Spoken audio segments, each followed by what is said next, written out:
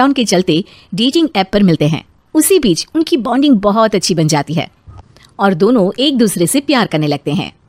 बस लॉकडाउन खत्म होते ही चटमंगी पट शादी। उससे पहले घर में बात तो कर लो। अरे माँ पापा कभी मना नहीं करेंगे। अमर की बात सुन रश्मि खुश हो जाती है। ऐसे ही दिन बीतते हैं और देखते ही देखते लॉकडाउन खुल जाता है, जिसके अगले ही दिन अमर अपने परिवार के साथ रिश्ता लेकर रश्मि के घर पहुंच जाता है।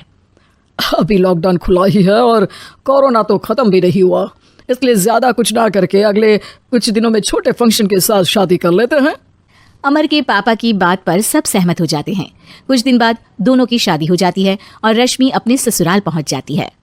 बेटा, शादी तो तूने अपनी मर्जी से कर ली, लेकिन बहू को बोल देना इस घर में हुक्म मेरा ही चलेगा, इसलिए अपना राज जमाने की कोशिश भी ना करें। माँ, रश्मि को यहाँ सिर्फ प्यार, आशीर्वाद और अपनापन चाहिए, पैसा या राज नहीं। बेटी की बात पर सास मुंह बनाए वहां से चली जाती है और अब वो हर रोज रश्मि को परेशान करना और ताने देना शुरू कर देती है। देखो, ये है आजकल की लड़की, इंटरनेट पर लड़कों से बातें करते हुए इन्हें शर्म भी नहीं आती, और यहाँ तो देखो कितनी सीधी सुशील बनकर दिखा रही है। मम्मी, शादी के रिश्ते वाले इंटरनेट ऐप से जब किसी को कोई दिक्कत नहीं है, फिर डेटिंग ऐप के जरिए मिलना किस तरह गलत हो सकता है? रश्मि के डेटिंग ऐप वाली बात सुन उसकी हैरान सास तुरंत तुनक कर पूरे घर को सिर पर उठा लेती है, जिसकी आवाज सुन अमर और उसके पापा भी वहां आ जाते हैं। हाय मेरी माता, इतना बड़ा झूठ!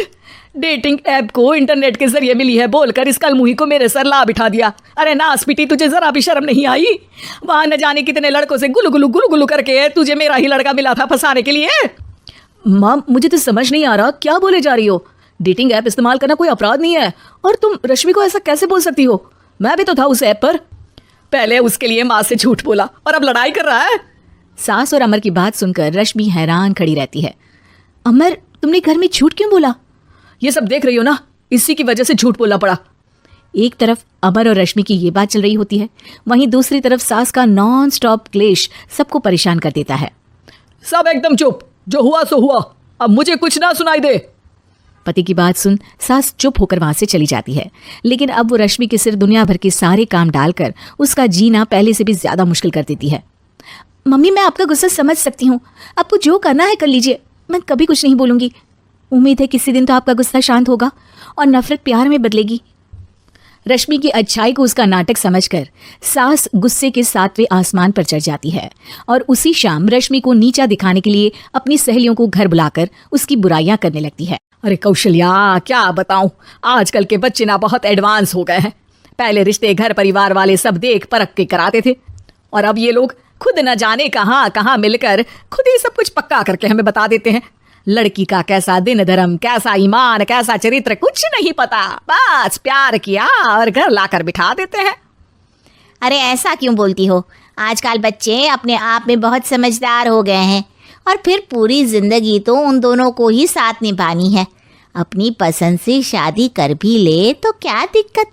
तू ही देख ले, पहले इतना अच्छा बेटा और अब सोने पर सुहागे जैसी सर्वगुण संपन्न बहू।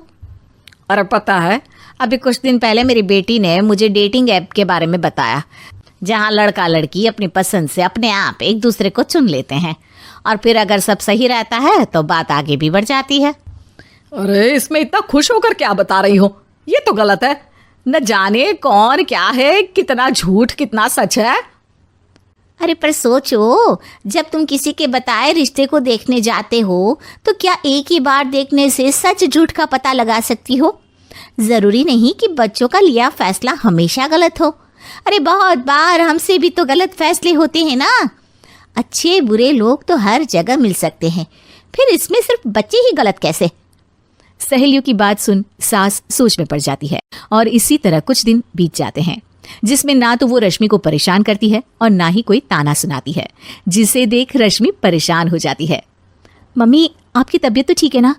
कुछ दिनों से देख रही हूँ आप मुझे कुछ बोलती ही नहीं। तो मेरा परेशान करना ज्यादा अच्छा लगता है क्या? नहीं, आपकी शांति उससे ज्यादा परेशान कर रही है। शांति इसलिए है क्योंकि मुझे एहसास हो गया है कि गलत तुम लोग नहीं, मेरी सोच है। प्यार तो एक सुंदर एहसास और शादी खूबसूरत साथ है। अगर ये साथ सच्चा है तो कहीं पर भी किसी भी तरह जुड़ा हो, उससे कोई फर्क नहीं पड़ता।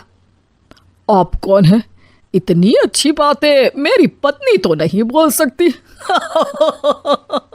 क्या आप भी?